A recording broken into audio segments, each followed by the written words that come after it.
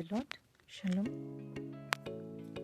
आज संडे है और लेंट डेज में से आज पहला संडे पड़ता है और बहुत लोगों के पास एक सवाल होता है मन में कि संडे को लेंट डेज की जो संडेज पड़ती हैं उसमें हमें उपवास करना चाहिए या नहीं। वो मैं आपको स्पष्ट करना चाहती हूँ कि हम संडेज को जो है प्रभु यीशु मसीह का पुनरुत्थान हुआ था, अर्थात हर संडे एक सेलिब्रेशन का संडे होता, ईस्टर संडे माना जाता है, अर्थात सप्ताह का पहला दिन जहाँ प्रभु यीशु मसीह का पुनरुत्थान हुआ था। तो हर संडे एक विक्ट्री संडे माना जाता है। तो उस दिन हमें उपवास करने की आवश्यकता नहीं होती है या इजाज़त नहीं दी जाती है, क्योंकि वो संडे हमें प्रभु की स्तुति, आराधना और महिमा में और अच्छे आनंद के साथ मनाने के लिए दिया जाता है। पश्चाताप के लिए नहीं, हमें उसको परमेश्वर का वचन, आराधना, स्तुति गीत गाना है, परमेश्वर की आराधना करना है, अच्छा भोजन खा सकते हैं, मतलब एक आनंद के साथ संपन्न करना है। तो इसीलिए बहुत से लोग जो है ऐश वेडनेसडे से जो ये हमारा 40 दिन के उपवास शुरू हो जाते हैं और ये होते हैं साइलेंट सैटरडे तक, और गुड फ्राइडे पड़ता है, मॉन्डी थर्सडे, फिर मॉन्डी थर्सडे को प्रभु भोज होता है। उस समय प्रभु यीशु मसीह ने जो लास्ट सफ़र किया था, जो अपने चेलों के साथ अंतिम भोजन लिया था और उसने कहा था अपने बारे में, ये जब तक मैं दोबारा अपने स्वर्ग राज्य में ना पीऊँगा, ये आखिरी बार वो उनके साथ दाख और रोटी का शेयरिंग होती है और उसके बाद उसका पकड़वा दिया जाना, क्रूसिफिकेशन है। तो बहुत से लोग विशेष दिनों पर ही उपवास करते हैं, 40 दिनों में भी हो सकता है हर एक फ्राइडे कर लेते हैं। कोई लोग जितनी सामर्थ्य है आप उतना कर सकते हैं, कोई हार्ड एंड फास्ट रूल नहीं है, अपनी सामर्थ्य के अनुसार हम उपवास रख सकते हैं।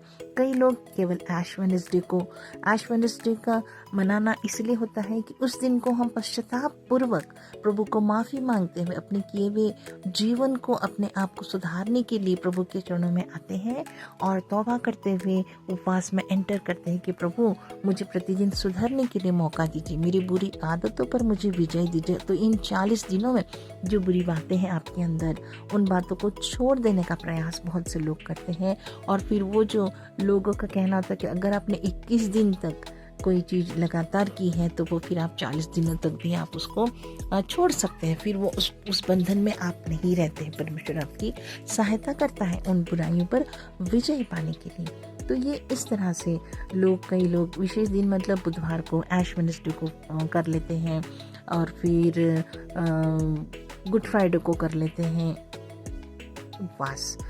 तो हमें जानना है, हम इसलिए मैंने ये वीडियो बना रही हूँ कि बहुत से लोगों के दिमाग में या मन में क्वेश्चन रहता है, सवाल रहता है कि संडे को उपवास करना है कि नहीं करना है। बहुत से लोग उपवास के साथ आते हैं आराधना में। तो अगर हम देखते हैं कैथोलिक नियम में भी इसके बारे में बहुत सारा बताया गया कि वो भी उस दिन उपवास नहीं करते, लेकिन हम प्रोटेस्टेंट अगर क्रिश्चियन है और बाइबल के अनुसार भी प्रथम जो सप्ताह का दिन है उस दिन यीशु मसीह का रिजरेक्शन हुआ था।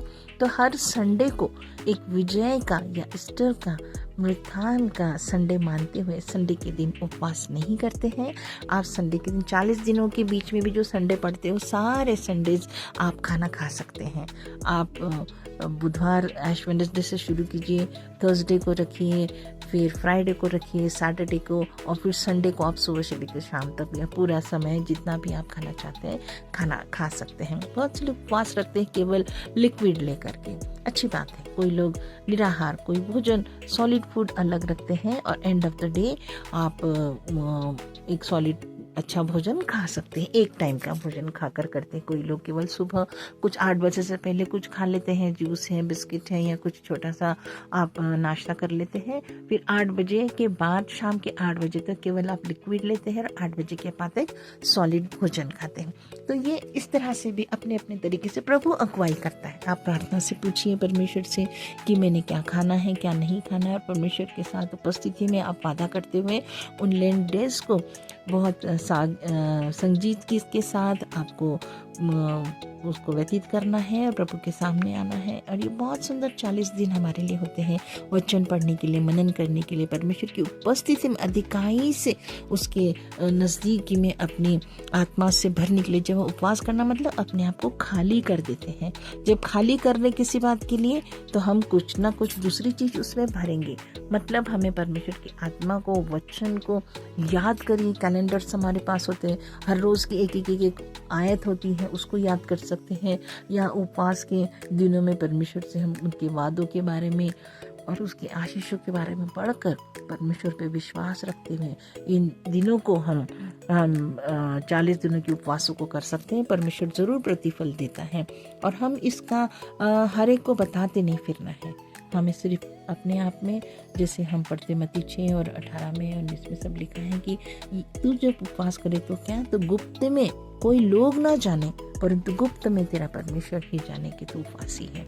तो संडे हमें उपवास नहीं कर सकते, बाकी के दिनों में हम उपवास करें तो इस तरह से हमें 40 दिन हमारे पूरे हो जाते हैं बराबर।